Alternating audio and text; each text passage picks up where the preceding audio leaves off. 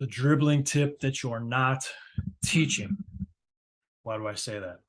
We teach this so much at our camps. Even at the youth level, we teach the basics of it. And for our advanced camps, we get into a bunch of different fun reads with it. But the reason I say that is not that I'm in the gym with every high school coach and player development coach, but I see a lot of ball handling drills on Instagram, on Twitter, on YouTube, and I see a lot of dribbles that are happening in front of the body, pound dribble, V dribble, crossover dribble.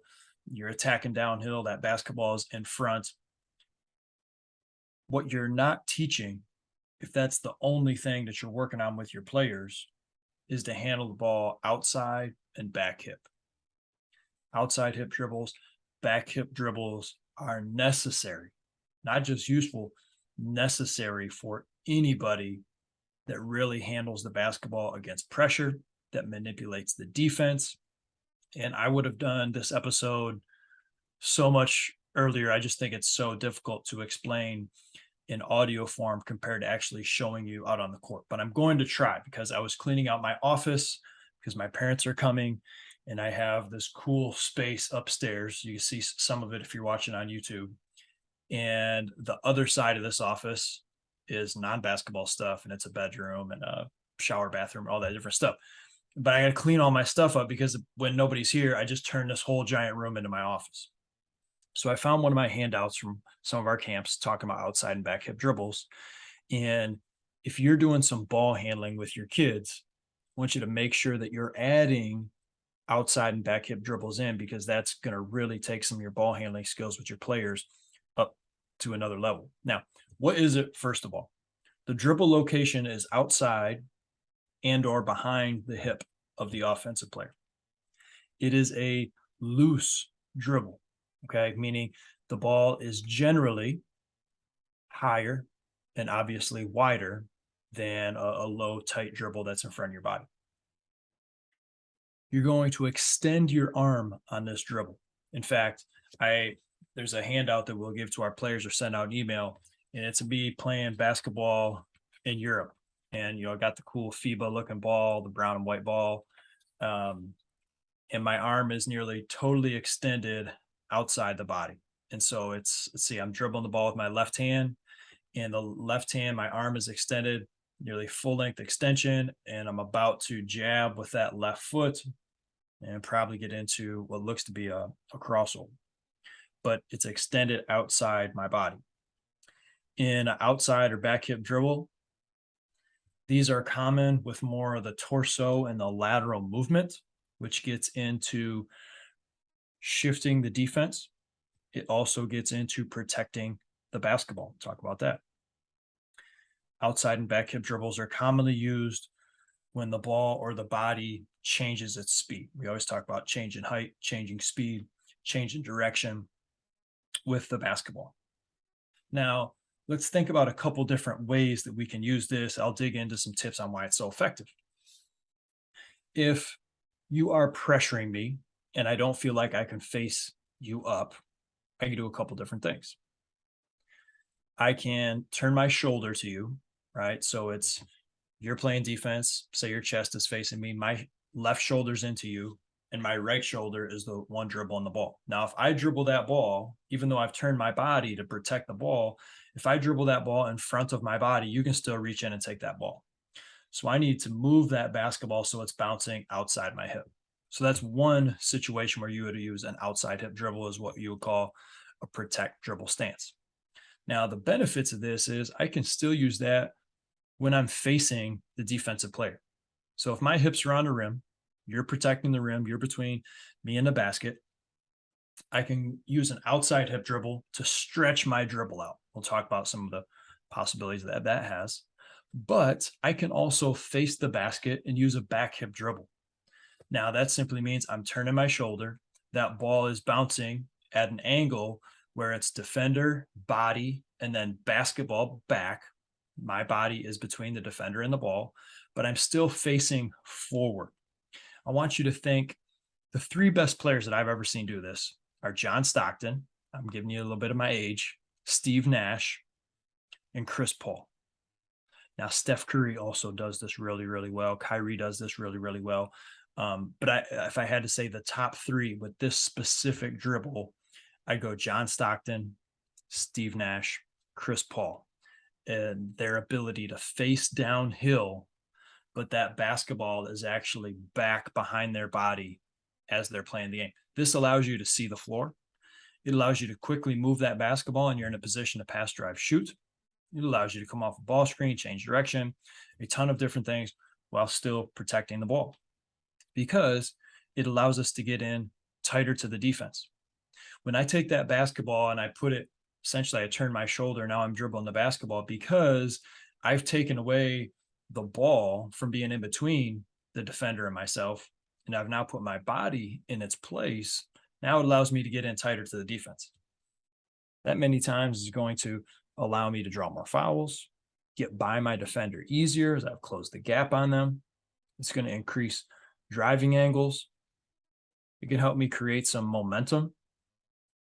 It allows individuals to play bigger than they are. If you think of somebody who plays really tight with their dribble, the ball's kind of always right in front of their body, and then somebody who plays real loose and wide with their dribble, they're playing bigger than they actually are, right? Because they're using their wingspan with that ball. And if the defender is not in that line of the ball, then we can punch that dribble through and get downhill. And if we start to manipulate the ball and get the defense to shift, so if I perform a turn dribble or a mini in and out dribble and I push the ball with my right hand to my right, and that defender starts to step, boom, I've shifted the defense. I can cross over. And it was an outside hip dribble that helped me do that. So it allows me to play against length and quickness better. It allows me to play against strength easier because I'm able to either get in tighter to the defense or use my body to protect. So if somebody's being physical, okay, they may be stronger than me, but my footwork and body positioning is still in a good position, so they're not going to, steal my cookies, right? More ball in hand time allows me to have the opportunity to make dribble reads, makes the game easier for me. So, and this is all dribble locations, but when we dribble that ball, you're not waiting for the ball to come back up to you. You're dribbling through to the floor, denting the floor, and we're trying to soak that dribble up. My hand goes down with the dribble, and then it receives the ball low, and then I can bring the basketball up while it's in my hand to whatever height that I like. And because the basketball's in my hand already, that allows me to move the ball. That allows me to pass, drive, get into a shooting position right away. You see weak ball handlers when they try to do some of these wider dribbles, but they're waiting on the ball to get back into their hand, and then they struggle, and they really have a hard time. It's also effective because it makes the defense work harder. With a back hip dribble, when you're facing forward, right, the defense has to work harder to try to bother you. When you handle the ball using an outside hip dribble, the defense has to work harder. They have to cover more ground. Another reason it's effective. Not many people think about this one. You're a better passer when you handle the ball outside your body. Why? Handful of reasons. If I handle the ball outside my body, it's very easy for me to get my hand behind the ball and then I immediately pass it. But if that ball's in front of my body, one, that's not in a location that I would pass from because I would hit a defender, right? They're there. Two, the pass becomes much slower because if I'm dribbling the ball in front of my body, I have to get that basketball, turn it, pick it up, get it to the side of my body, and then pass it around the defender. Well, if I already dribble the ball outside of my frame, boom, I just get that ball out. Also, when you take a pass or you take a shot, what needs to get behind the ball? Your elbow, your hand and your elbow. And so if I'm handling the basketball outside or behind my body, it's much easier for me to get that hand and elbow loaded so that, boom, I can fire that dribble, fire that pass, get into a shooting position quickly. So it helps us there. Because we're playing wider, that increases the angle to drive to pass. It does do it to drive as well. I already talked about that one, but it increases my angles to pass, whether it's a backdoor pass, whether that's a drive and kick, whether that's a post entry. All of those things are vital to me passing the basketball. This is also effective because it works off of deception. A lot of the times when you dribble in front of your ball, it's very pop, pop, pop, pop, pop, pop, and you're working on maybe a stop and go speed change, but I think you're a little bit more predictable. Once you master changing speed and height with your dribble, we start to manipulate the basketball and have the ability to dribble the ball front hip, outside hip, back hip. It's much easier to deceive the defense. It's much easier to keep them guessing. We're playing bigger. If they don't cover some of that ground, we can punch the dribble through. If they do step to the ball, it's easy for us to change direction. We become a quicker passer with our right and our left hand because we're dribbling the basketball in those different locations. And then, as I mentioned before, it's easier for us to protect the ball. Kids that are only comfortable handling the ball in front of their body do not protect the basketball very well against pressure type defense. We got to be able to move that ball around our body. We practice this at a really young age. We'll do some little ball handling games where we have the kids dribble front hip pound, outside hip pound, back hip pound, just getting comfortable. We'll do some fun stuff with the cones. And it is fun. And I know some people don't like cones at all. It's good for spacing, especially at the elementary age. Go to an elementary gym class. A lot of teachers will have like spots and things like that. So I don't use cones a whole lot for older junior high and high school players. But when you have 30 elementary kids in the gym, you can use those cones for spacing, but also can you dribble that ball over top of that cone? That means we're moving the ball in different locations. All right. So that helps us a ton as well. So the next time you work on some ball handling skills with your players, I would challenge you to implement outside and back hip dribbles into their dribbling routine. And then we incorporate the game reads out of it, right? I can protect that ball behind my hip. I can jab with it. So it's a right hand dribble. It's a right foot step. I'm coming off the ball screen. Actually, I just planted that foot, got in tight to the defense, and I rejected the screen with a crossover and I changed direction. I can get in tight to the defense because it's defender body ball. I'm bumping my defender down with my left shoulder. I'm dribbling it outside my right foot, defender body ball. That's an outside hip dribble. I'm thinking Chris Paul bringing the ball down on the right sideline.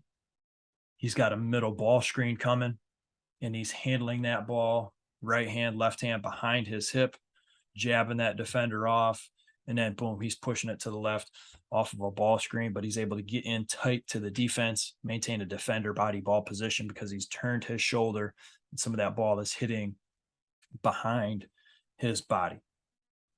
Again, we would have done this episode a while ago, and I just found one of the handouts for it. And I was like, this is just too hard to explain on audio. So if you have questions, I can email you the handout if anybody's curious about the handout, or you want to have a phone call, email conversation at all. I can send you a few drills that we use demonstrating outside and back hip dribbles that are a lot of fun, whether that's stationary or more footwork, body positioning based as we get into some game reads that can be effective for you as well. So that's the episode. If you're curious about any more information that we have with the outside and back hip dribbles, let me know. Sprinkle them in with your workouts. They'll make your players better, more effective in actual games. It's not a cool look. Like it's your kids are going to do these and be like, I don't know. I can't dribble it as fast. It doesn't look as cool. Yeah, but you know what you can do? Win more games where you can handle the ball against pressure. That, my friend, that's fun. Okay. So if you're curious about that, any other things that we provide with coachesedge.coach, we have our first ever Coach's Edge Clinic, November 13th at USA Schools, 2 p.m. to 5 p.m. So if you're in that Michigan area, we're coming up there from South Carolina, hopping on the plane. We're getting up there 2 p.m. to 5 p.m. We got a skills clinic because the season hasn't even started up in Michigan for a while. So we got a skills clinic with players the day before that. If you're curious about coachesedge.coach, hit me up. This is the best time to register because we're about to head into basketball season and I want to help you. I want to find out what are some of your pain points heading into the season and how can I help you? How can we at the Coach's Edge help you with some of those pain points to make the season better, easier, ultimately to help you and your program become more successful. And uh, by no means do I feel like the teacher or the coach's edge. I'm just the guy with the idea to start the membership in the program. We are learning from one another with the coach's edge. We had a meeting last night, players with coaches from a handful of states around the US. We talked about transition defense. We talked about half court defense. We talked about our base defense, our secondary defense. Do these, go hand in hand? Are they a very different look? How does that throw off the defense? I mean, it was awesome, right? With coaches that are much more experienced and better coaches than I am. I learned so much from them, and it's awesome to be able to put this together. And after an hour meeting, and you sit back, you're like, man, I am better than I was before because of these people that I got to speak to. It's a really cool experience with Coach's Edge, not just with the resource site, but those Zoom calls that we have as well. So if you're one of our listeners or one of our members and you jumped into that meeting, I appreciate you because, like, man, that was a lot of fun talking hoop with you guys. If you have any questions, let me know. coachesedge.coach to learn more. Thanks for listening. Get after it today.